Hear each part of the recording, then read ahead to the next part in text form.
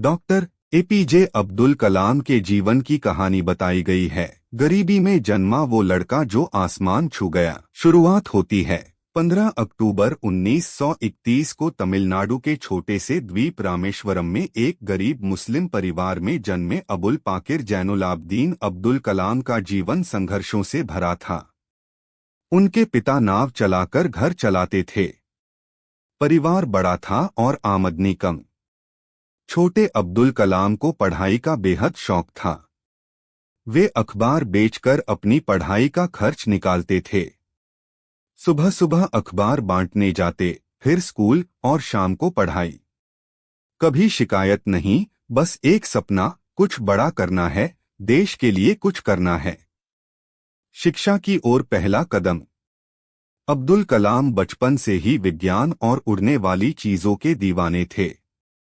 पक्षियों को उड़ते देख वे सोचते कि इंसान कैसे उड़ सकता है। इसी जुनून ने उन्हें मद्रास इंस्टीट्यूट ऑफ टेक्नोलॉजी मिट तक पहुंचाया। यहां उन्होंने एरोनॉटिकल इंजीनियरिंग की पढ़ाई की। पैसे की तंगी थी, लेकिन उन्होंने कभी हार नहीं मानी। दोस्तों और शिक्षकों की मदद से उन्होंने पढ़ाई पूरी की। पढ़ाई के बाद अब्दुल कलाम डीआरडीओ और फिर इसरो में शामिल हुए। उन्होंने भारत के पहले स्वदेशी उपग्रह प्रक्षेपण यान SLV-3 का नेतृत्व किया, जिससे 1980 में रोहिणी उपग्रह को सफलतापूर्वक अंतरिक्ष में भेजा गया। बाद में वह मिसाइल प्रोग्राम का हिस्सा बने और अग्नि, पृथ्वी, त्रिशूल जैसी मिसाइलों को विकसित करने में अहम भूमिका निभाई।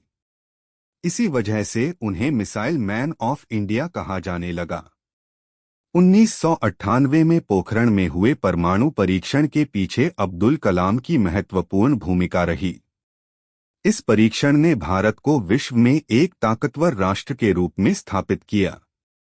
यह भारत के लिए एक ऐतिहासिक क्षण था और अब्दुल कलाम इसके नायक बन गए।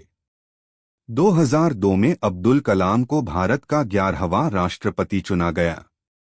वह पहले वैज्ञानिक थे जो इस पद तक पहुंचे। उन्हें लोग पीपुल्स प्रेसिडेंट कहते थे क्योंकि वे बच्चों और युवाओं के बीच बहुत लोकप्रिय थे। राष्ट्रपति बनने के बाद भी उन्होंने हमेशा सादगी और ईमानदारी को अपनाए रखा।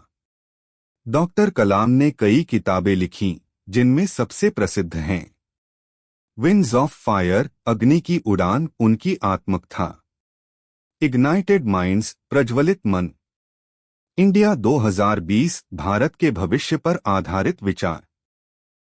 वे देश भर में बच्चों से मिलते, उन्हें प्रेरित करते और कहते, सपने वो नहीं जो नींद में आते हैं, सपने वो हैं जो नींद नहीं आने देते।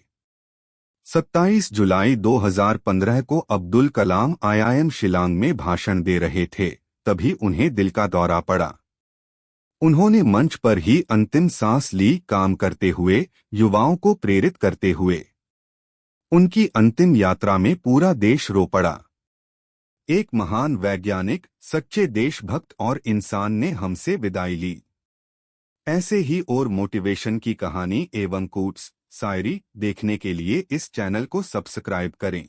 धन्यवाद।